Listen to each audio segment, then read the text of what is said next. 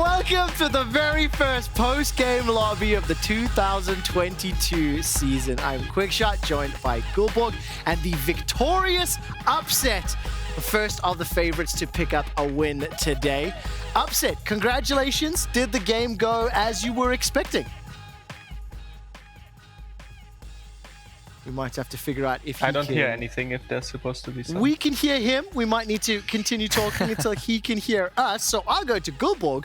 Did the game go as you were expecting? Oh, definitely not. I think this game was way more chaotic than most people anticipated. And I also think just in terms of general style, the way there was map movements in this games was, you know, obviously it was because of the TP changes to come through, but the way it was done is still mind-boggling to look at first glance. The fact that Adam, 10 minutes into the game, walks down to the bot lane, then all of a sudden we have 4 people bot, back up to top side, TP's back up while the AD carries there, 4-man top, let's try and siege it with the Herald, fight breaks out.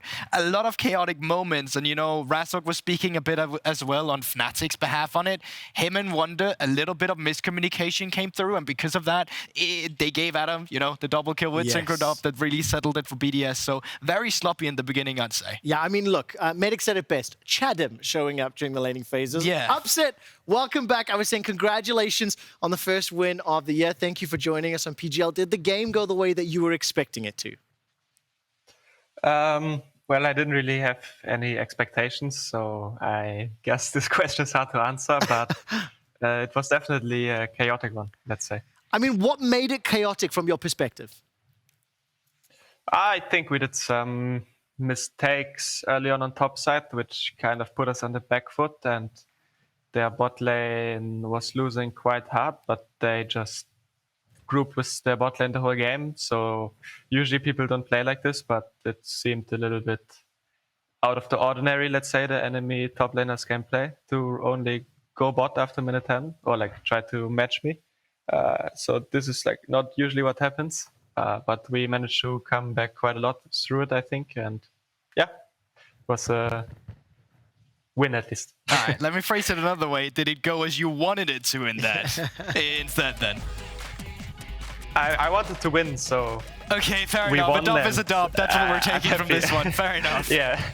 But definitely not the best game from us. I think the more time we will get as a team to gel, because we are like 3 new players together, the better our performance will be and the less mistakes we will hopefully do. I'm not sure if you could hear Razok during his interview with Law, but he talked a little bit about how the style that maybe he and Fnatic are looking forward to is an aggressive one, but an intelligent aggressive one. Is that something that resonates with you, the style, the soul that you're looking to play for? Yeah, I mean, I think we have really smart players in our team, especially Marek, and I mean, to be honest, all of them. So I think they bring a lot more depth in terms of our macro, maybe, let's say, even though we weren't able to show it so much this game yet, and a lot more structure. And then, of course, if you have Hilly in your team, you will always find creative engages and not sit back if the opportunity is there. So I think that describes it quite well for what we want to strive for in the future, yes. And specifically as well, Razok was talking a bit how he didn't really see you as a super team just yet. As you're saying yourself, it's going to take a bit more time to really gel together to get to that spot you're looking for. So without going into your weaknesses, to make it easier for your opponents, let's talk about your strengths a little bit. What do you think are your biggest strengths with this roster coming into the new season to kind of build your foundations on now? Yeah, I think we are all very good individual players in our team. I think, of course, me and Hilly already have a lot of synergy, so I think we will be the best bot again this year. So I think that's, of course, a big strength, but I also feel that Wunda and Marek have so much experience winning championships, being the best solo lanes in their position for a lot of time. Of course, always there's ups and downs, but in general, very dominant players. And also Razok has shown very, very good performance last year and is also super talented mechanically. He usually always is very high elo and is very good at this playstyle too, like being aggressive and finding opportunities. So I think we have a lot going fast. The only thing right now is just that we come from different teams, so it's super important we understand the game the same way, because in every team you play different usually, and getting that knowledge on the same page and agreeing on something is the hard part to make us reach our potential. But I would say you could consider us a super team, just judging the level of talent that we have individually. We do. Don't misunderstand. We and many fans do, along with Vitality. We'll talk about that in a moment. I do want to move us along. Today's key player of the game for the match was Razork. He was voted for by the fans. Congratulations to him. I do want to ask, did you get a chance to watch the Mad Lions versus Vitality game from earlier today, Upset?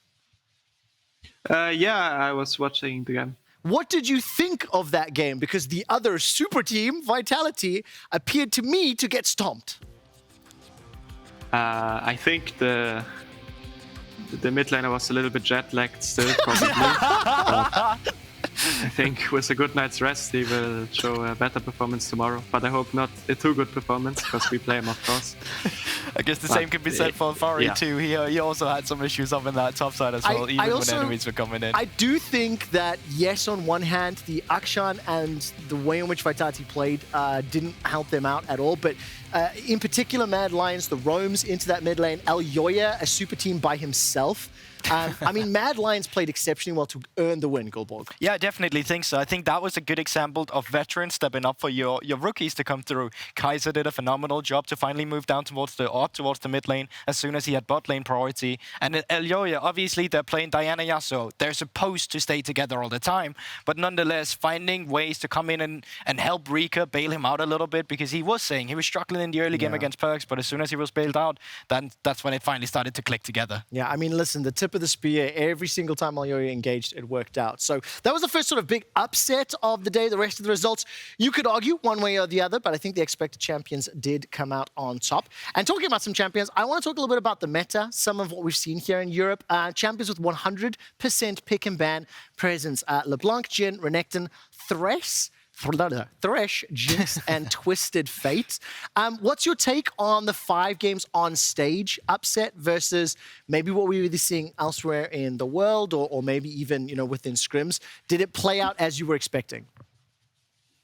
Yeah, I mean, when you play the Super Week, of course, you can't scrim 3 teams of the league, because you're going to play against them. So often there's some kind of scrim bubbles where some teams that only scrim each other play like very different champions. But in general, I think there was nothing too surprising today, except maybe the Corki top from G2, which was, it won the game, I suppose. It was interesting, as the word we'll use, Upset, to keep it safe.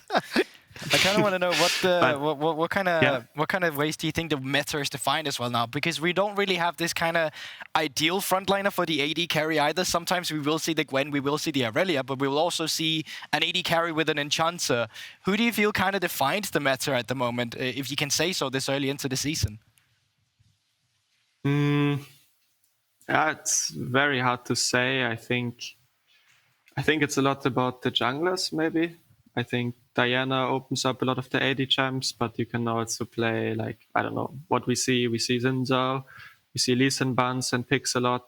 I think this role is just really OP, so usually the metas around jungle, what champs fit well with the jungle champs. And right now I think it's very open, the meta. You can play so many different champs on every role, I feel. It just depends what you're good at. But yeah, the champs that were shown in the graphic are just really solid champs by themselves, and they always offer something in the game. So I'm not too surprised that they show up. Can I ask a personal question before we move on with the show?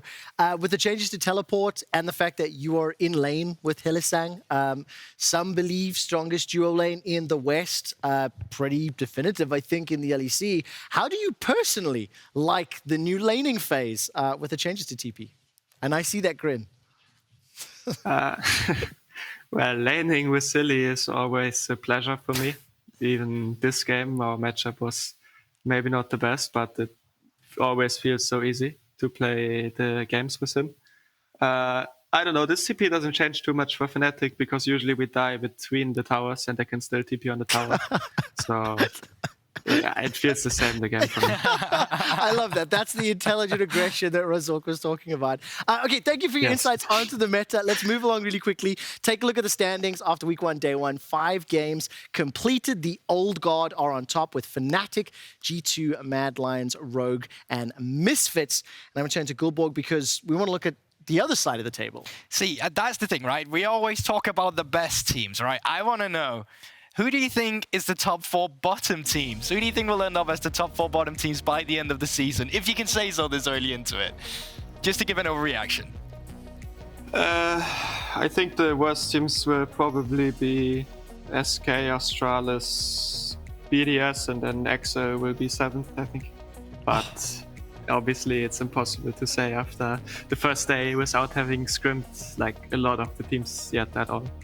But I think that's like the safe assumption, but who knows, there's always some interesting things happening usually in the league, like it never goes as expected, so maybe one of these teams will surprise and improve a lot and make a great run for playoffs. Nope, that's not how it works. It's going to be in the headlines. XL is not making playoffs again. They're going to finish up 7th. Upset Colted. It's on YouTube right now, already with a little clip out of context. You know it's going to be there. Yeah, of course, that is exactly what the overreactions is about. But I mean, I do think, look, it's 1 game in the bag. There's still 2 days full of games to play. I do think, though, as is customary pretty much every spring season, there's always some sloppiness at the beginning of spring. It takes some time to not only get the teams working together, but also to interpret and understand the meta. So we'll see who'll get there quickly and who won't, because today 4 out of 5 games were closer than I was expecting. Talking about 4 out of 5 games, let's look at tomorrow's schedule. We will, of course, end the day with Vitality taking on Fnatic, opening up with Rogue versus Misfits. Guldborg, before we talk about Vitality Fnatic, what other matchups are you excited for tomorrow? Oh, there's still a few good ones to come through as well here. I mean, if we're looking at the last one, that's really a brilliant one to pick up. I actually think that I want to see more Mad Lions too. I know they're only facing SK, but I actually think they showed a little bit of shines of light in that game through the bot lane. I think they messed up towards the late game, but I want to see more FLICKR to see how much more confident can you get as a mid laner. But that's just me personally going into this matchup. I think XL BDS gets a bit more rookie names to shine through as well. That's going to be an interesting matchup to follow. It absolutely will be. Upset, when you look forward to your matchup tomorrow against Vitality, we got a little bit of banter earlier talking about jet lag, but a little bit more seriously, what do you think will be important or pivotal to who comes out on top? I think the team that will play better will win tomorrow, so I think it's really important to play good and better than the opponent. I love that. Upset, that is the perfect mic drop. That's how I'm going to do analysis from now on. That's all I'm going to do. Mic drop. Congratulations on the win. Get some rest. Best of luck for tomorrow. That was all from the LEC for tonight. For over in the LCS, the lock-in tournament will begin shortly with TSM facing off against the LCS Summer Champion 100 Thieves. We'll be back tomorrow for more LEC Super Week. See you then. Whoever the better team is will win the game, as quoted for by Upset. Good night, everyone.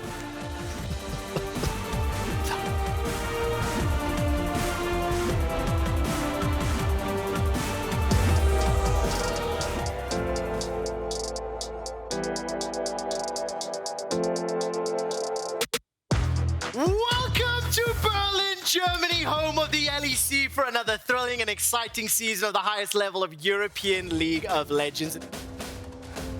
25 players have changed on the starting rosters. One brand new organization has joined the LEC. Players have left us, but legends have returned. It's time to kickstart the greatest league in the world. It's time to ignite the League of Legends European Championship. Again, another combo. Perks just gets instantly deleted the action. 2 squishy and a double for Elyoya.